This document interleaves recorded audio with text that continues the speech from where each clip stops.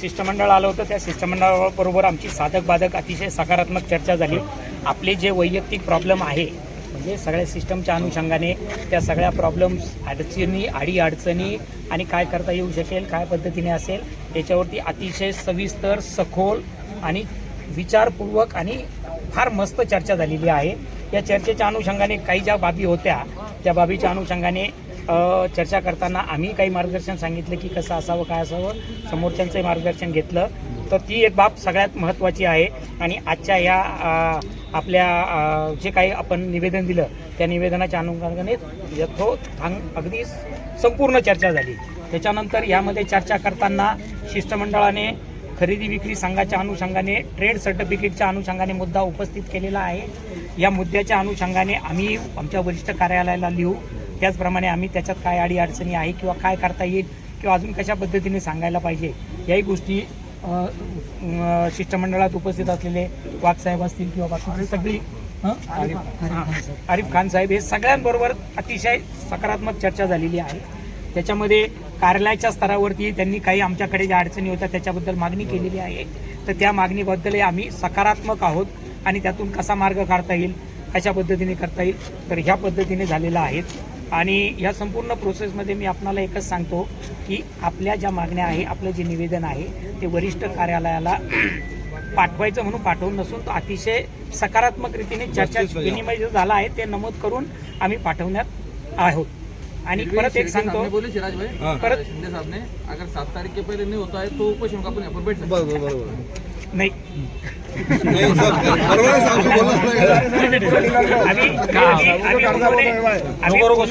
उन्होंने जो बोला उसका पीछे की क्या बात है वो नहीं है, वो अलग तरीके से जाएगा.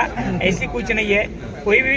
कोई भी बात हो या कोई भी काम हो, अगर हम खुद का है और हम खुद पॉजिटिव रहेंगे तो जरूर होता है. तो वो अपन जरूर करेंगे. हम आपके साथ है, हम आपके साथ में है. धन्यवाद. जय हिंद, जय महाराष्ट्र. सर आप बोलिए. पण सांगायला आलेलो आहोत. प्रत्येकाने प्रश्न काढले तर इथे उपस्थित जी काही तुमचे 100 लोक आहेत ते 100 लोकांचे प्रश्न होतील. बरोबर. तर मला वाटतं आता आपण जो सांगितलेला आहे त्या पद्धतीने मी आपल्याला कधी होणार पण साहेब आता चर्चा हुई, आपने निवेदन दिया और सैकड़ों लोग आज भूखे मरने पे सर, आपकी तरफ से क्या आपने क्या बातचीत की, उसका क्या मैं बोली इसके बारे में क्या हल निकालने वाले? हिंदी में बोलिए, मराठी में बोलिए. पहले मराठी में बोल दीजिए आप. आज साहेबांसोबत जी चर्चा झाली बरोबर. सगळ्यात पहिले तर खूप आनंद झाला की साहेबांनी एकदम घरच्यासारखी चर्चा केली. प्रत्येक वेळेस होतो तसा. याच्या मागीच्या ज्यावेळेस आम्ही आलो, साहेब होते, मोठ्या साहेबांना भेटलो, परंतु ते काम झालं नव्हतं. आता यांनी सांगितलं की जेवढे काम आमच्या हातात आहे तेवढे आम्ही करतो. आश्वासन दिलं आहे, अजून काम झालेलं नाहीये, परंतु साहेबांनी सकारात्मक उत्तर दिलेलं, चांगलं उत्तर दिलं, आम्हाला चांगलं वाटलं. पण तुम्ही समाधानी आहात काय? उत्तर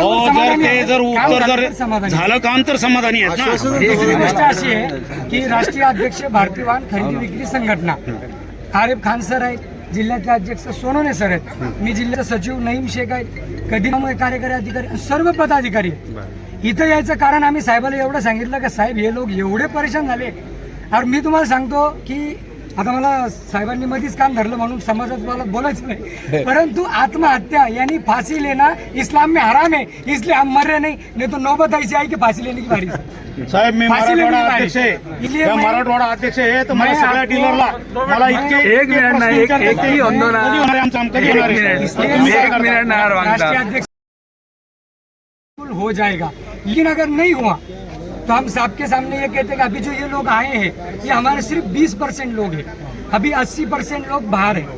हम आपको मतलब आप हमसे बड़े अधिकारी से बात नहीं कर सकते, लेकिन अगर हमारा दुख नहीं माना गया, हमारा काम नहीं हुआ तो ये 100% लोग आएंगे तो आपका काम होना शायद मुश्किल हो जाएगा अंदर. अभी मुश्किल सर, हम आपको कुछ नहीं बोलते, हम आपको धमकी विमकी नहीं दे रहे, हम आपको विनती कर रहे हैं हमारा काम जल्दी भैया हमारे को यहाँ बुलाओ मत, हमारा काम एक एक का सबका सर कंप्लीट होने दो. सर आप उसमें आप उसमें हमको बस प्लीज करके हेल्प करो सर तुमच्या मागे उभा राहा.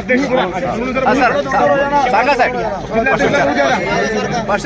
सोनवणे साहेब, आज तुम्ही साहेबांसोबत निवेदन दिलेलं आहे. साहेबांनी तुम्हाला काय आश्वासित केलेलं आहे? साहेबांनी आपल्याला खूप चांगला प्रतिसाद दिलेला आहे आणि त्यांनी सांगितलं चर्चेतून मार्ग निघेल. बरोबर आहे. चर्चेतून म्हणजे काय होतंय, ज्या काय आपल्या अडचणी आहेत, B4च्या अडचणी होतात, HPTOची जी फीस होती, त्या संदर्भात साहेबांजवळ आपण जे सर्व मुद्दे मांडलेले आहेत आणि ते वर परिवहन आयुक्तांना ते त्याच्यावरती ते सांगतील आणि त्यानुसार त्यांनी आपल्याला 5-7 दिवसात ते सगळे प्रॉब्लेम सॉल्व्ह करतील. जसं की आपला जो 2 वाजेपर्यंतचा जो टाईम होता B4चा, तो 5 वाजेपर्यंत करावा असं मी साहेबांना विनंती केलेली आहे. दुसरी गोष्ट, एखादी पुण्याची गाडी किंवा जालन्याची गाडी ते TO होत असताना त्याचा OTP घेतल्यानंतर पुन्हा त्याला कन्फर्म करू नये की तुझी गाडी नावावर तू विकली का, नावावर करू का, हे सुद्धा त्यांनी मान्य केलं आहे. ते सुद्धा ते आपल्याला करून देणार. जर या सगळ्या चर्चा करणार आहेत वर साहेबांसोबत, आठवडे सर आल्यानंतर त्यांची चर्चा करतील, आपल्या काही अडचणी आहेत त्या दूर करतील. जर नाही झाल्या तर मात्र 7 तारखेनंतर मी इथं जिल्हा अध्यक्ष या नात्याने साखळी उपोषणाला बसणार आहे. ओके.